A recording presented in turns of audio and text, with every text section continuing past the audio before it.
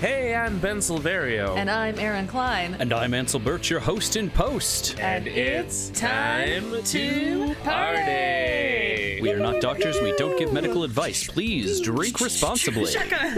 This episode was recorded on February 13th, 2021. This is our bonus and bloopers episode. Yeah, welcome back to another episode of Time to Party. This week we're talking, this week and the next few weeks, because, you know, we release these not all at once. Try that again. Oh my god. Sorry, I don't know. This is what happens when we don't have a host and post immediately present. We're like, our brains have fallen apart. It's true. In their defense, they were left unsupervised. Fantastic. Ansel's gonna listen to this and be like, what have I done? I know, right? Oh god, I've released them on their own. You're welcome, host and post. Yeah, right. Now it's like, you're most really post of the most post. The most post of all the host and post. Okay. Now I feel like I'm doing extracts. Let's do the weirdest vocal warm-up we can do. You guys do vocal warm-ups? Yes, because it started as a joke, and then after a while Stella was like, I think I actually need to do a vocal warm-up. So we just like say weird tongue twisters at the beginning, like spooky sister. That's awesome. It's because we are theater dorks and we cannot escape our past. Oh, I dropped something. Hold on.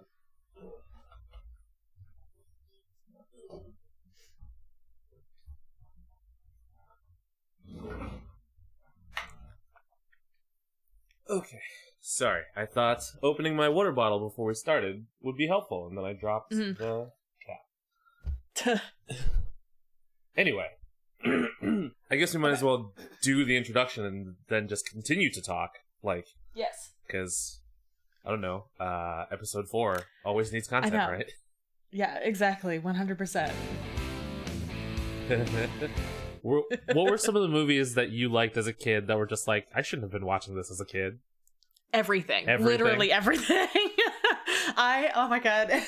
I had to do this assignment when I was in 4th grade. I will literally never forget this. It is burned into my brain. We all had to stand in a row, all of us as a class, and we went one by one. We were learning about how to chart data, and we all said what our favorite movie was, and it got added to the board, and then like a data point would be added every time someone else said it. And so we like went through, and there were all these lists, and it got to me, and I literally told my teacher my favorite movie to watch right now is Cocktail, with the Tom Cruise movie where he like flips all the things. And I just remember she like dead stopped, did a double take, and was like, what?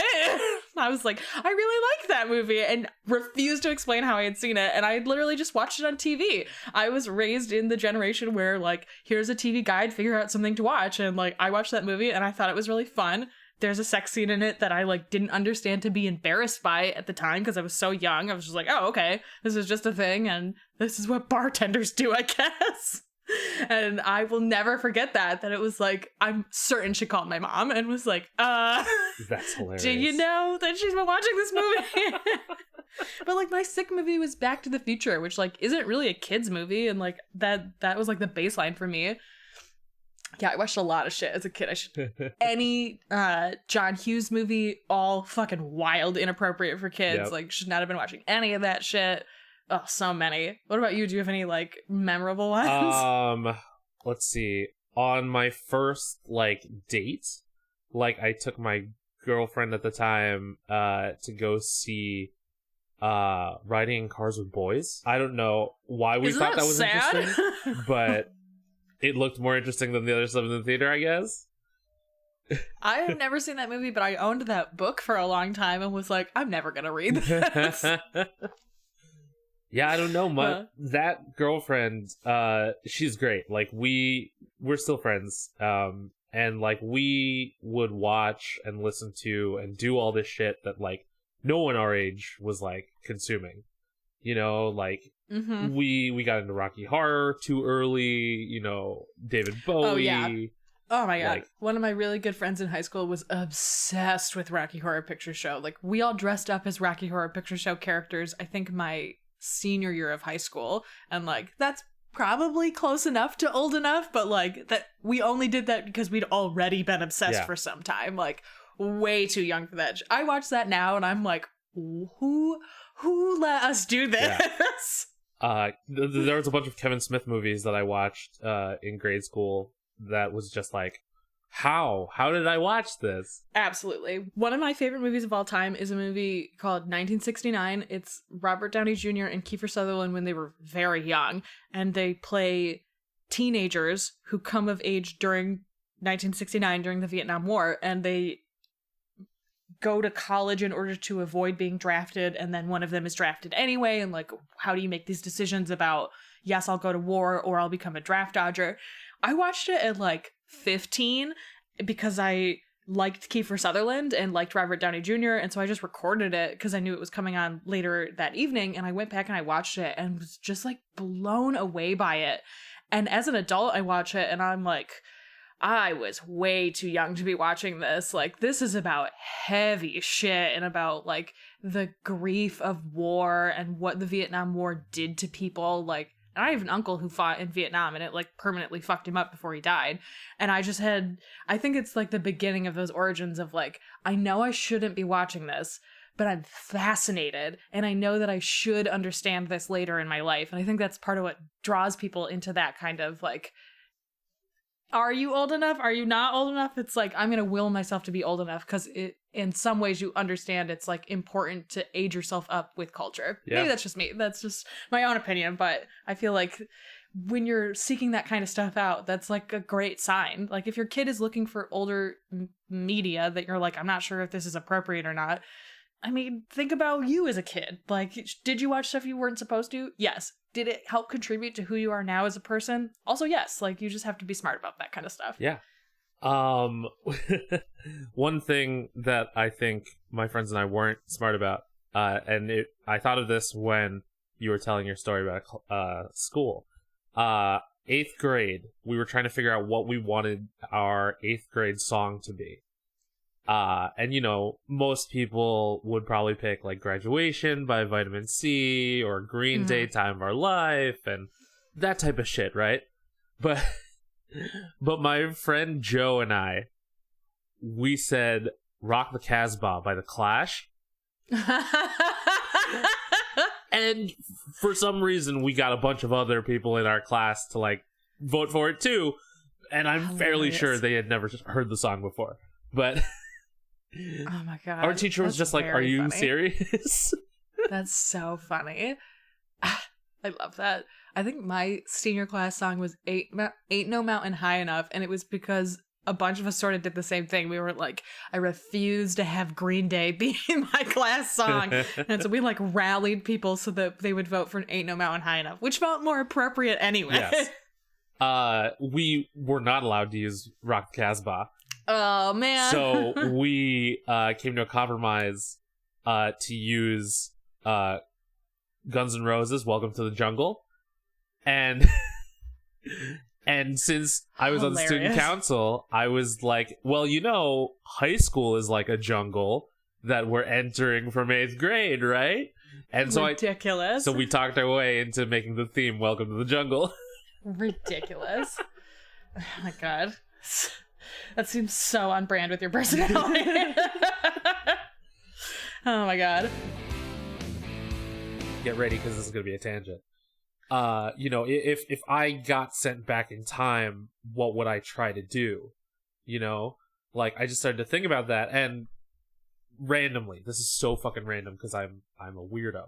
I've been watching a lot of videos on the history of Disneyland and Disney World and just Disney parks, and I was thinking, like, you know, if I could travel back in time and save former Disney president Frank Wells, like, the Disney parks and Disney as a whole would be so different because Michael Eisner wouldn't have had to, you know, suddenly grow up and not focus on his pet projects, like the theme park stuff and his decade of Disney or whatever he called it. Dude. It would be a totally different place. Yeah. Like, that's... I mean... correct me if I'm wrong, too. Isn't Michael Eisner, like, a huge part of why Disney became, like, Disney, the conglomerate too. He was a huge part of driving them to like collect, for lack of a better word, collect companies. And like I feel like he's the one that like led through that too. And like if someone else had been in charge, who knows if that kind of stuff would have happened, or at what scale and at what pace. Exactly, because you know he was in the process of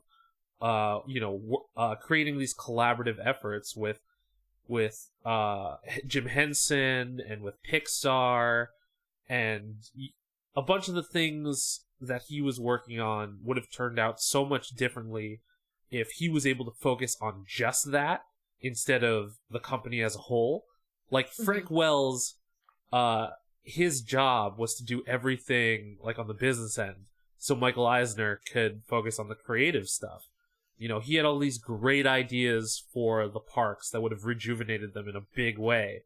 And we got there eventually, you know, in the Bob Iger era and beyond, but like we would have gotten stuff, you know, in Tomorrowland at Disneyland a lot sooner if Michael Eisner was able to focus on stuff. But, you know, with what happened to Euro Disney, which is now Disneyland Paris, and then Disneyland Hong Kong, like that dude had to deal with so much shit in a row.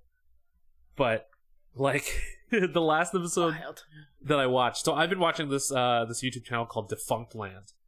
I love Defunct Land. It is the fucking best. They are the best. Have you watched the movie that they made before they started Defunct Land?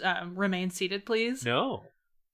You must. If you like Defunct Land, you have to. I don't even want to tell you what it's about, other than it's about two men who are adults who are obsessed with a ride at Epcot, and they make home movies about breaking into this ride. That's the only way I can describe it. It is, I think it's like 75 minutes long. It's incredible. You can find it on YouTube.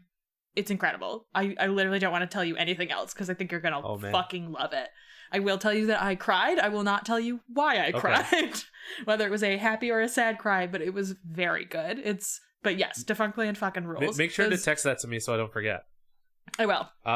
But yeah, Defunct Land fucking rules. Like, I've been watching a lot of that and like channels similar to that lately, and just oh man, if we had the time travel technology to save Frank Wells from that helicopter accident, like so much shit could have, like, maybe okay, so the whole Disney Quest idea wasn't great, like, or having like a Disney-esque Chuck E. Cheese wasn't great, but like maybe it would have been better had Michael Eisner had a chance to like really focus in on it, you know? Yeah, totally. If there was an Army of Darkness ride, what would it look like? Oh man, it would be a cross of like the haunted house at Coney Island, probably. Like I'm thinking of like there's a dark ride at Six Flags where the Justice League is like hunting the Injustice League or something like that, and then you see like animatronics of like the Joker and like other villains. I forget which Six Flags it's at, but it's like an Army of Darkness ride probably wouldn't be Disney level, but like the movie, it would probably turn into a cult classic because of how batshit crazy it would be. Right.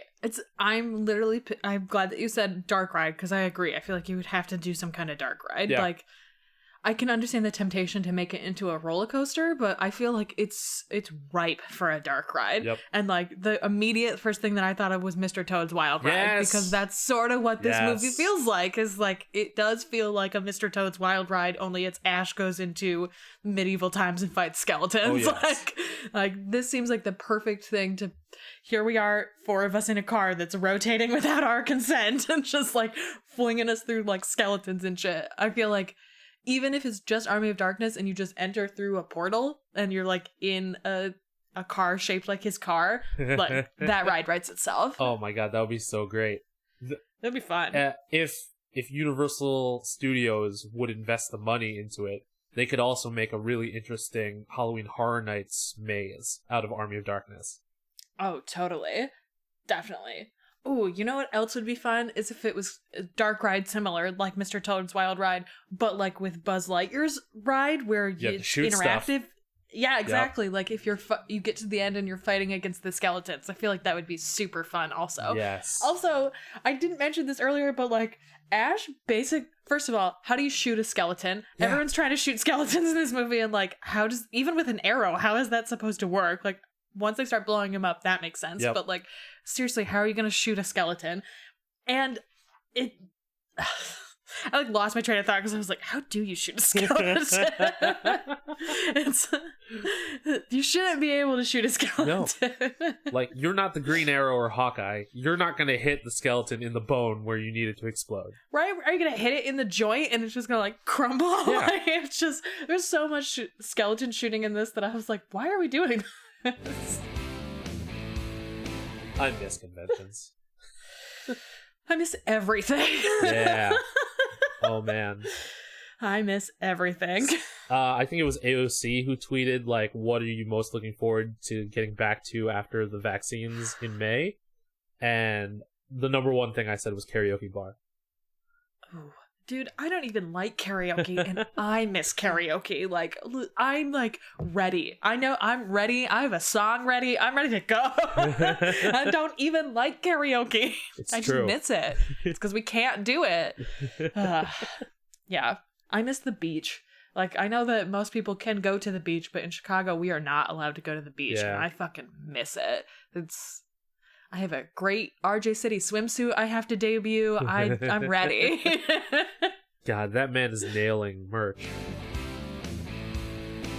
We're back at the S-Mart, playing the guitar. What aisle's that in, Ash? Next to Home Goods? Maybe? Probably not. I think, probably, I don't know. Home Goods? Is a guitar Home Goods? I don't think it is. That's a musical instrument. Is that a Home Good? I don't fucking know. Who knows? S-Mart has a lot of stuff. It's true. It does. It's got Ash, which means it has everything. It's got quips for days. And glorious chins. And glorious chins. Like, for example, did you know that, well, look who I'm fucking talking to. Of course, you probably know already. But male drone bees get tossed out of the colony to die because they're useless. Yeah, absolutely. You try to impregnate the queen and then bye. Like, get the fuck out. If they have absolutely. If they run out of food, if there's a shortage or anything, the male drones are the first ones to go, kicked out and freeze to death. Bye. Bees got it right. Yeah, I found it fascinating that the dead drones often litter the entrance to the hive. Mm-hmm. And it's just like, it's like a warning, right? Like, do your part or we will literally throw you out here to die. Like, cool, got it. Bees are the best. Yeah, except when, companies try to model their workers after bees and want them to die for you. Ridiculous. Oh, you mean ridiculous. Capitalism? Yeah, capitalism, that stuff. All that stuff that's all made up that Stella pointed out? Everything's fake? Everything's money, fake. Time. Everything's fake except wrestling.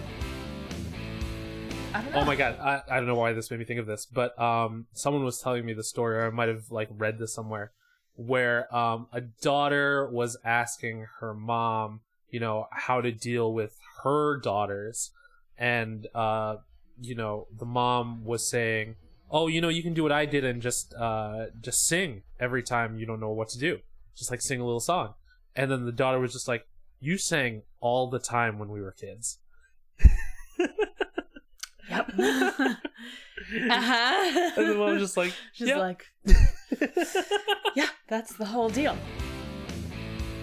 Fun fact, Warwick used to work at a Renaissance fair. Popping in for a moment here for two reasons. One, Warwick is Ben's roommate. Two, I also work at a Renaissance fair.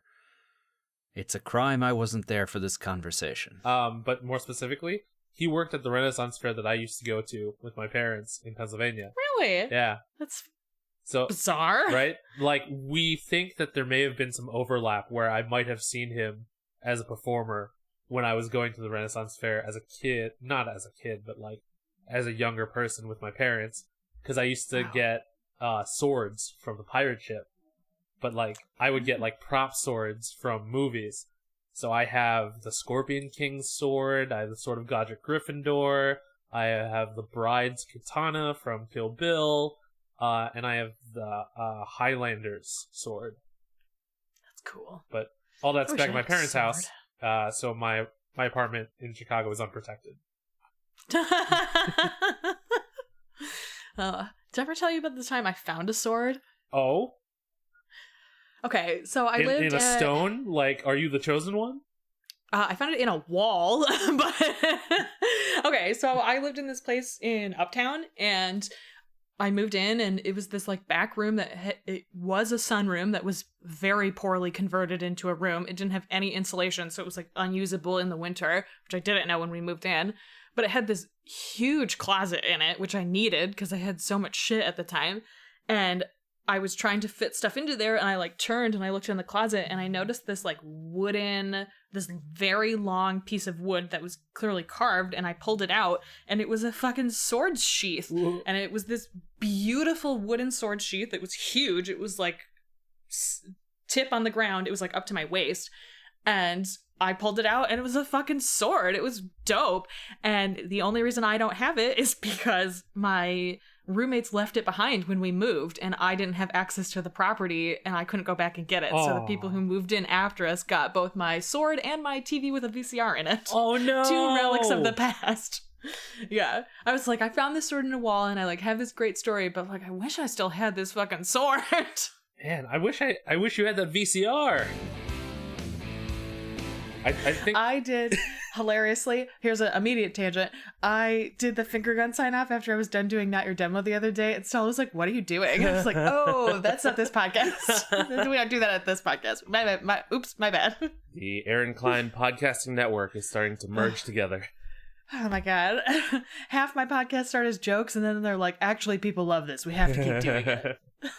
Like unofficial channels. I still can't believe that's a thing. I can't either. I laugh every time we talk about it because I'm like, this feels like a joke, but it is a very real podcast. Oh my gosh. We now release episodes once a month, and it's a real thing we do. Hilarious. Well. Super. That's who I am, I guess. I can't stop, won't stop. Speaking of can't stop, won't stop, you can't stop this party.